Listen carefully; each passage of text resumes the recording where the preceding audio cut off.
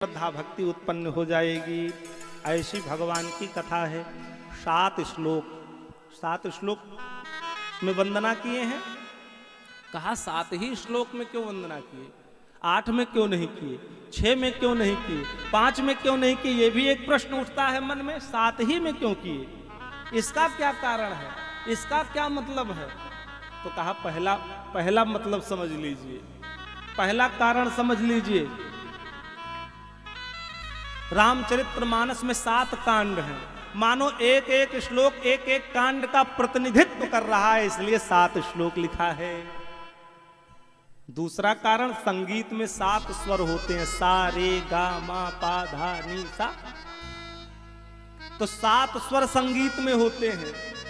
और गोस्वामी जी ने जो रामचरितमानस की रचना की है, ये आद्योपांत पहले श्लोक से लेकर के और लास्ट तक ये पूरा चरित्र, पूरी चौपाई गाने योग्य है, संगीत के साथ गाने योग्य है। इसीलिए जैसे संगीत में 7 स्वर होते हैं, उसी प्रकार रामचरितमानस भी गाने के योग्य है। इसीलिए 7 श्लोकों में भगवान के चरणों की वंदना की है।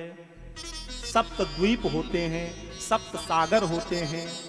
तो माने 7 द्वीप और 7 सागर माने पूरे ब्रह्मांड का प्रतिनिधित्व भगवान का नाम करता है। इसीलिए वो चाहे 7 द्वीप हो और चाहे 7 महासागर हो, इन सब का प्रतिनिधित्व भगवान का नाम कर रहा है। इसलिए 7 श्लोकों में भगवान के गुणों की वंदना की है। और अंतिम और लास्ट भाव क्या है? कहा सप्ताह में 7 दिन होते हैं।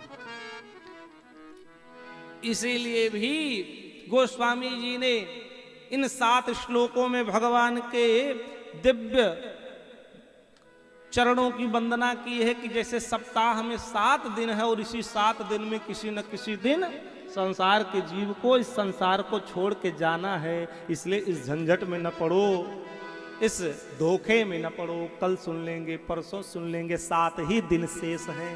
जैसे परीक्षित के पास 7 ही दिन था। हमारे ठाकुर साहब बैठे हुए टीपी सिंह जी, बहुत भव्य दिव्य आपके यहाँ भागवत कथा का आयोजन कुशल संपन्न हुआ और बहुत बढ़िया भगवान के दिव्य गुणों का वर्णन हुआ। बहुत भक्त मृदुभाषी, आपके लिए व्यासपीठ से बहुत बहुत शुभकामना है, बहुत बहुत मंगल कामना। बोले वृंदावन बिहारी लाल की जय हो। तो कहा सप्ताह में 7 ही दिन है। और परीक्षित को श्राप लगा था 7वें दिन तक्षक आएगा, डसेगा, अकाल मृत्यु होगी, इसलिए मुक्ति का उपाय कर लो। मानो उन्हीं 7 दिनों का ये प्रतिनिधित्व 7 श्लोक कर रहा है। भैया किसी न किसी दिन जाना है, इसलिए जल्दी से जल्दी भगवान की कथा सुन करके और भगवान के चरण शरण को प्राप्त कर लो, भगवान की सन्निधि को प्राप्त कर लो।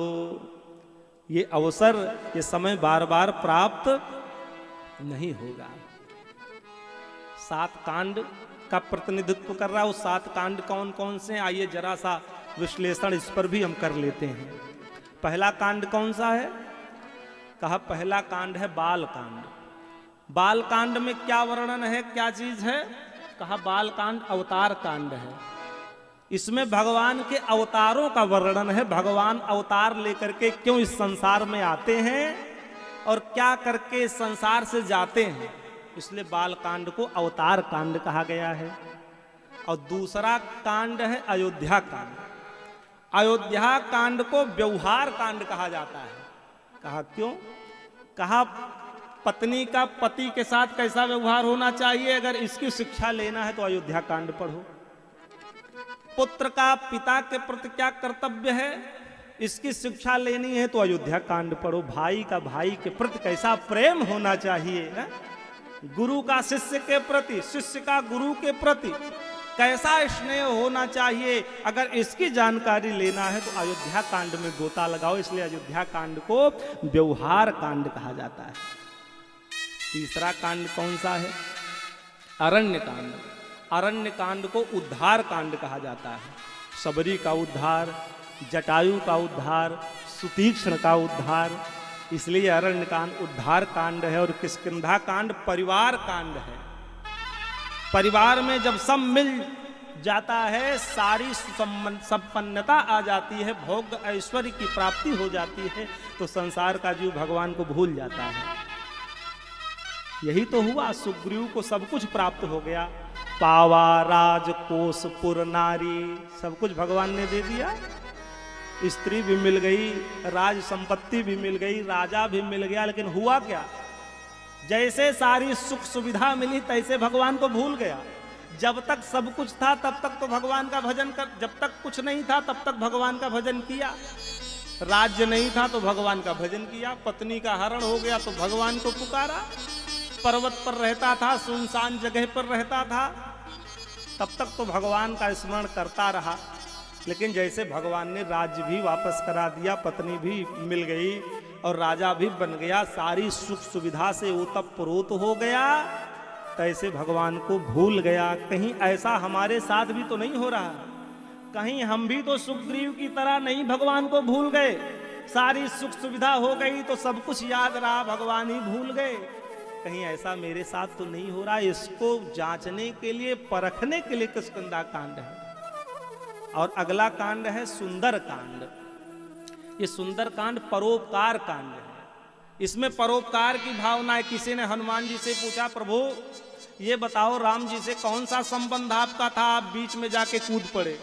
राम जी तो बेचारे अपनी पत्नी का हरण हो गया था, खोजते फिर रहे थे। हे खग मृग हे मधुकर श्रेणी, तुम देखी सीता मृग नैनी, लता पात्राओं से पशु पक्षियों से पूछ रहे थे। और हनुमान जी आप बीच में जा करके उनका परिचय पूछने लगे और उनकी सहायता करने के लिए समुद्र उस पार से उस पार रावण के यहाँ चले गए। आपको क्या जरूरत थी, आप जंगल में थे, वहीं भजन करते भगवान का। हनुमान जी कहते हैं नहीं नहीं, कोई विपत्ति में पड़ा हो, कोई दुख में पड़ा हो, संकट में पड़ा हो, अगर आप शक्तिशाली हो, सामर्थ्यशाली हो, भगवान ने आपको धन दिया है, बल दिया है, ऐश्वर्य शक्ति दी है, तो जिस योग्य हो उसी योग्य दूसरे की भलाई करो, दूसरे की सहायता करो, गरीब की सहायता करो, दीन दुखियों की सहायता करो। ये परोपकार कांड है। इसलिए ये सुंदर कांड हमको परोपकार करना सिखाता है। और छठा कांड क्या है, कहा लंका कांड है। ये संहार कांड है। इसमें दुष्टों का संहार, अत्याचारियों का संहार, दुर्बुद्धि कुबुद्धि का, असत का संहार। तो इसलिए इस लंका कांड को क्या कहा गया, संहार कांड कहा गया। जितने अत्याचारी, पापाचारी, दुराचारी, सबको मारने का कार्य लंका कांड में हो रहा है। रावण जैसे अत्याचारी का संहार हो रहा है, इसलिए ये संहार कांड है। और लास्ट कांड क्या है, कहा उत्तर कांड। इसमें ये जीवन जीने का कांड है, सद्विचारों का कांड है, सद्व्यवहार का कांड है। कैसे जीवन जीना चाहिए, कैसे भगवान की भक्ति करना चाहिए, कैसे वेद पुराण शास्त्रों का स्वाध्याय करना चाहिए, इन सब की शिक्षा हमको उत्तर कांड में मिलती है। इसलिए 7 कांड हैं जो हमारे जीवन को परिपूर्ण करने के लिए पर्याप्त हैं। जो इनकी शरण चरण में आकर के गोते लगाता है तो भगवान को प्राप्त करता है।